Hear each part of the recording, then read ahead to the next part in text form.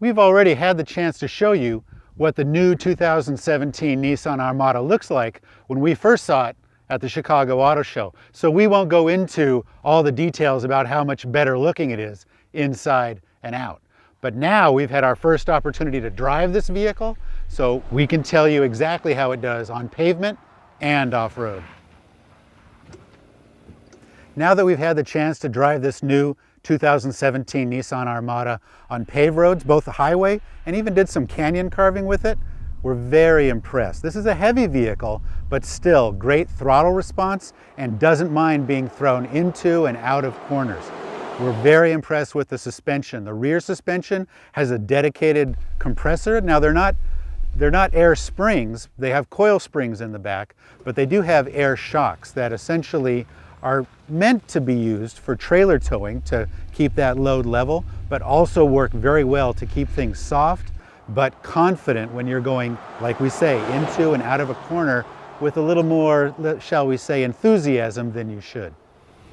During the off-road portion of our test drive, and yes, Nissan let us take this off-road, we had a lot of fun. I mean, this is a vehicle, like we've said, is essentially Nissan Patrol, which is a global four-wheel drive platform that's used all over the world, from military use to personal use in the Australian outback. So we knew that was going to do pretty well here. It's a huge improvement from the previous generation Armada in that it's an all-wheel drive, permanent four-wheel drive system that you can manually shift into 4 high or 4 low. That low range gear gives you some tremendous crawling ability over rocks or very uneven and nasty terrain, and that's exactly what we found. Nice, compliant, soft suspension, big wheels that grab a lot of dirt when you're in low range, and then the vehicle just has enough power and enough ability through a very sensitive throttle control to climb over every obstacle that we could throw at it. Now, this isn't going to be something that you're going to want to do with a vehicle that's this expensive or this big with your family in the back, but just in case you get stuck somewhere in the snow or in the mud or during a really bad rainstorm, you know you have the ability to get yourself out. So where does that leave us with the new Armada? Well, we know that this V8 engine gives it a completely new personality.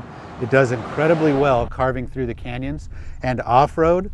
All these Patrol suspension parts and chassis parts do an excellent job of keeping things very smooth when you're in low range.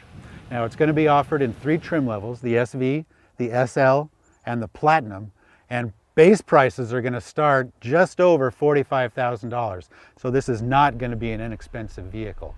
But we think in this highly competitive segment, this full-size SUV segment, this is going to do pretty well. So for right now, we're cautiously optimistic.